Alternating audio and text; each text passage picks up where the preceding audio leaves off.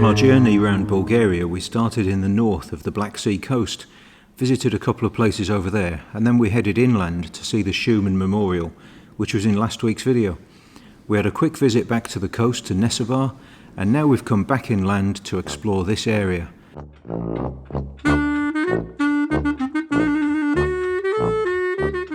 The Etar Ethnographic Museum opened in 1964. It showcases much of the Bulgarian traditional life, including small industries, craftspeople and homes.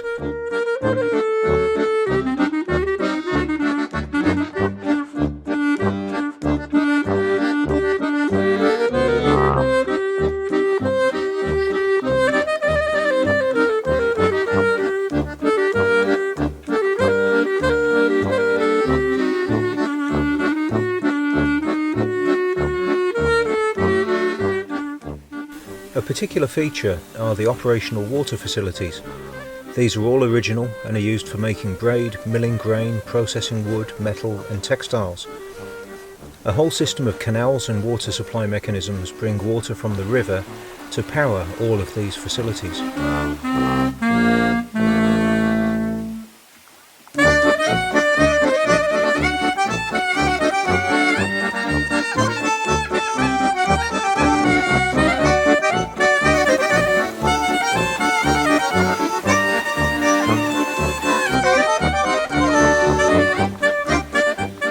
I was really taken with the braiding workshop. Dating from the 1860s, these machines, called charks, were first made by Gabrovo blacksmiths and have been making braid ever since. Watching them in motion is mesmerising.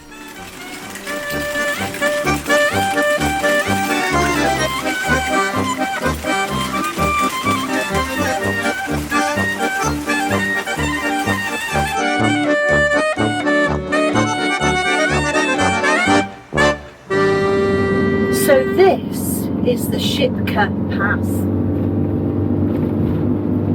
Cool. Ben said we might see a bear. I think he might be kidding me. Well, it'd be lovely, wouldn't it? I think, yeah, we would be super lucky to see a bear. Yeah. But they are around here. Yeah.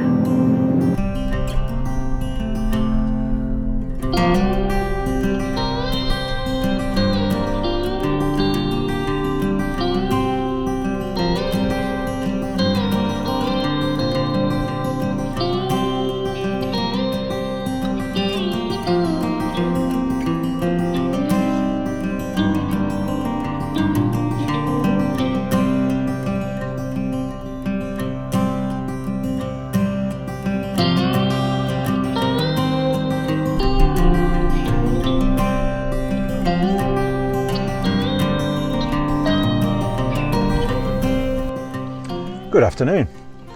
We've just had a fabulous drive over this morning, and it's now evening and we've arrived at our park up for the night. Nice, isn't it? It's lovely, spectacular. Let's go out and show you where we are. A bit windy because we are a little bit exposed up here. Now this is where we're parking tonight. That is the house of the Bulgarian Communist Party. What an incredible building it is in an unbelievable location. Let's show you a bit more about this.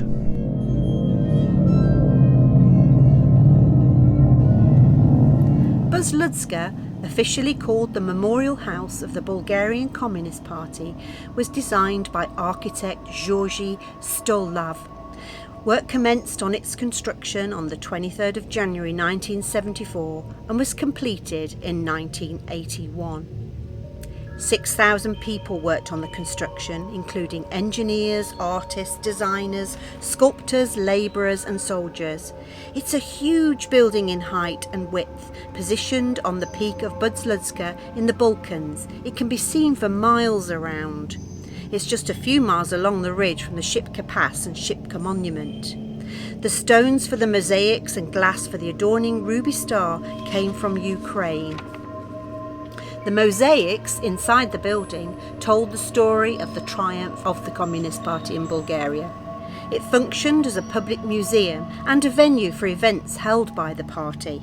The architect believed that the memorial house should not be paid for by the state. He saw it as a monument of the people and believed the people would willingly donate towards its construction. The cost of the building came to 14 million levs. That's roughly £29 million in today's money. A total of 16.2 million levs was raised, much of it through the sale of commemorative stamps, although some Bulgarians say they remember seeing a discreet 0.5 lev for Buzludzha tax docked on their payslips. 8 years after completion, the day following the falling of the Berlin Wall, the inner circle of the Bulgarian Communist Party ousted the country's dictator, Todor Shivkov, and set in motion the collapse of the country's Communist Party. With no one willing to take ownership of the Buzludzha, it became a modern-day ruin. The copper roof was stripped by thieves, slabs of marble were stolen, windows were shattered, allowing the wind, snow and plant life to blow in. Since 2015, the Buzludzha Project Foundation has been working to preserve and conserve the building, in the hope that they can someday open up this historic building again.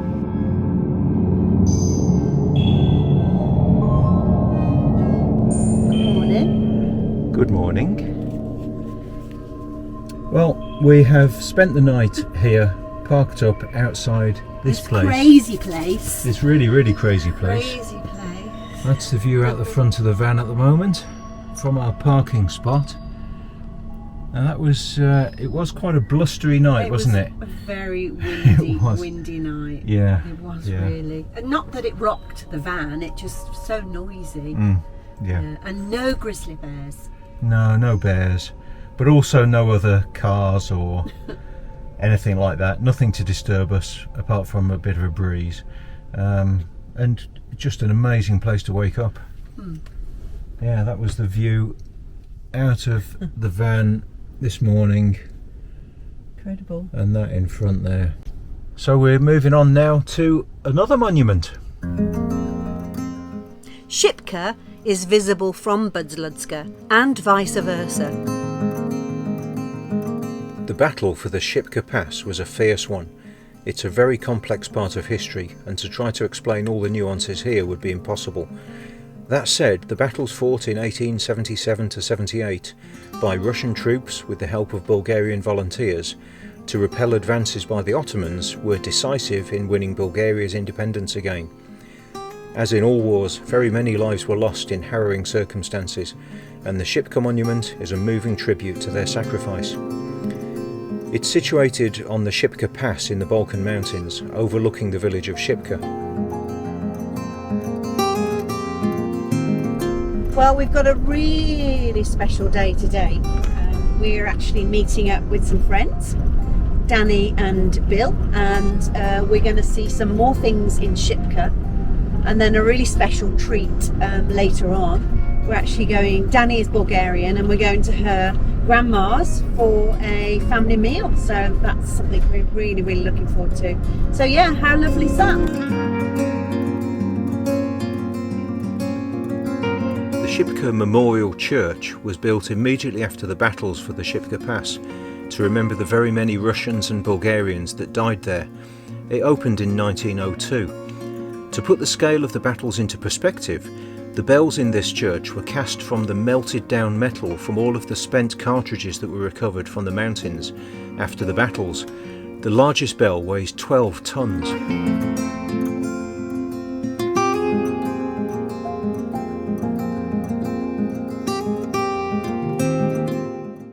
So, this is terator, and it's a Bulgarian cold soup made with yogurt, cucumbers, garlic and dill. This is sirne kapak, and it's made in a giveche, which is a Bulgarian type of dish. And sirne is a traditional white cheese with paprika in a tomato and oil sauce. And these two are called perlinki, and it's like a pita bread type of thing. One is with garlic butter, and the other one is with sirne and kashkava, which are the two types of cheese that we have. And these are kufteta, which are pork mince balls, basically. But a bit more squashed up and then cooked in the barbecue, and that's it. And we have more to go. Magnificent. Cheers! Try to look in your eyes and look at the camera. It's called sucuk and is a traditional Bulgarian sausage. I think it's a mixture of pork, beef and maybe some lamb with lots of different types of herbs and seasonings. And you can have it dried, cured and cold from the fridge, or you can have it hot on the barbecue like this one. And taste. That's it. And they tend to be, at least for me, I think for you, they tend to be a bit tastier. They have slightly different seasoning than the küfte. And it's just a nice shape. And it's very good. It hasn't come off an animal in Lovely shape. Благодаря Dimo I Stoyanka, Diado I Baba.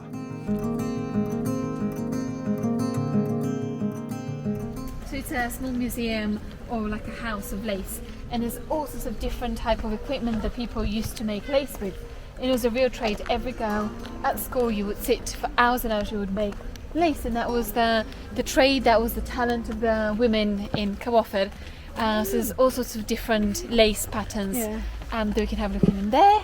These were coasters, different types of coasters, and on the wall there are different types of laces that would be used for clothing.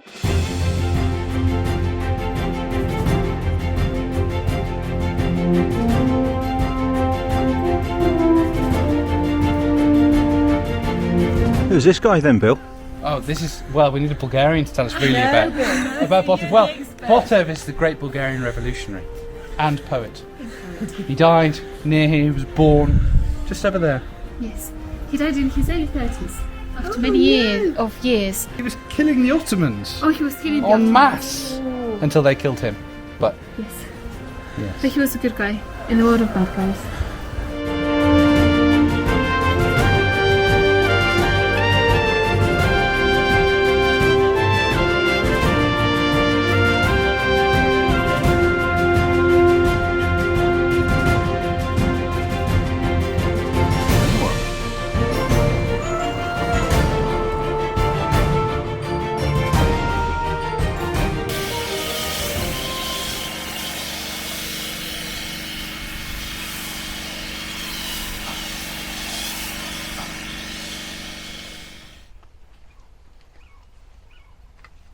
So we've arrived at this really quirky campsite, and nothing compares with it that we've met so far. So we thought we'd give you a look around.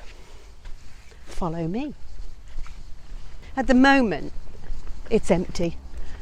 We are one of 3 camper vans on the site, and it's really quite extensive. The pitches are all like this. They're concrete, laid to concrete with grass and a hedge. All got electricity, all got their own water. So they're really sorted. I mean, this is modern camping. This is modern camping. Right, so come up here. So the first thing we encountered was the entrance, and we needed a QR code to get in. We'd actually booked it before, so you need to get online and do all your booking. You get your QR code so that you can get through the barriers. You need the QR code to get in because there are no staff on site.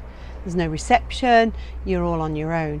But this is high-tech stuff, not only at the entrance but other things as we go through. So let's go and have a look. Here you see, you'd flash your QR code here that you've got to rent out the party gazebo.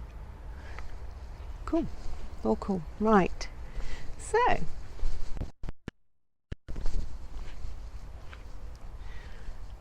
you'll see the pool in a moment, but here they have the pool shower, male and female, for when you. This is just for when you get out of the pool. I don't think you need that extensive a look at it. Come on out. So the pool, it's quite extensive, really. There's a children's area here. There's a sort of like lazy river that meanders around the other side of the motel, and then the actual swimming pool here, which gets to a depth of 150 centimetres. So a decent depth of pool. It's not heated. It's only heated by the sun, but it's lovely. We're not sure. You can, I presume, book out the Orient Express. the thing over the pool, or the Hobbit house for a glamping experience, which is really quirky. The swimming pool says it's closed and it's forbidden to swim in here, but I sent an email to the reception people, and they said no, it's fine, you can swim. There's no lifeguard, so it's at your own risk really, so it isn't forbidden, it's just they're just warning you of that really. So that was okay. So we have already been in it, we've taken a dip. Some have got sunshades on them. You obviously pay a bit extra for that. Most of them don't have it, and there are two rather special ones with sunshades and also their own private shower and toilet, which are these two here. So again, QR code, you see, so not anybody can just walk in.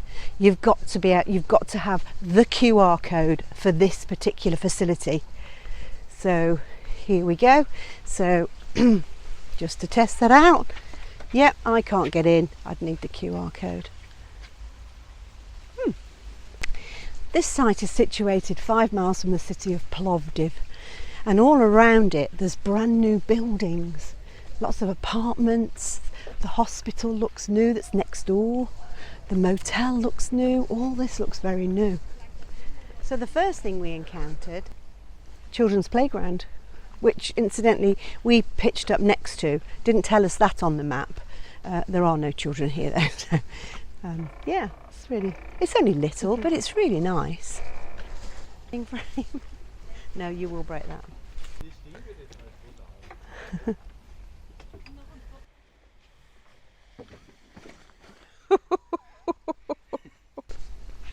Okay, so this area is really quite interesting. You've got your waste bins. There are other waste bins around. This is the grey waste. You don't have to open a bin. This is the grey waste dump from underneath our van. We have found lots of sites without this in Bulgaria and Romania, incidentally. Now look at this, come on. I've not seen another site with a specific place to wash your dog. How cool is that? It's really brilliant, isn't it? This is a wash-up sink, one of the wash-up sinks, and also you've got here a car wash hose. They actually say this is for car washing, so that's really nice. Across here, a barbecue and a knife grinding machine. We all need that when we're camping, don't we? Look at that, yeah. Just what you need to grind your knives. Now, in here, this is the cleanest and smartest toilet dump I've ever seen. So even the standard one is really very, very clean, really lovely.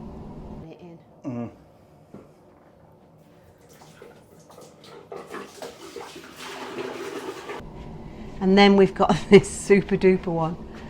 You've got to pay 5 lev to use this. But this will clean it, disinfect it, stick some more liquid back in it, and yeah, there you are. Bob's your uncle, Fanny's your aunt, sorted. See, right the way down the avenue there, there's absolutely loads more spots. We're not sure how long this place has been open, but we've sort of judged by the hedges. It's been open for a few years, for the hedges to have grown that much, but who knows. So right, turn around please, Ben. For the campers there's a fridge freezer. Okay, very nice dishwashing area, and another QR code thing, you can use the dishwasher.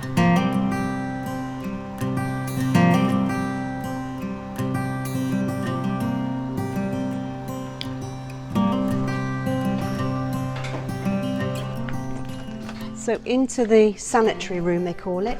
So here you've got sinks. This is a bit quirky because you've got men and women really, they're mixing in here. But they supply you with soap, which is lovely. Then over this side are the ladies' toilets, and Ben's side the men's toilets. And then through here, the showers, ladies, men's showers, lovely hot water, and they even provide a hairdryer.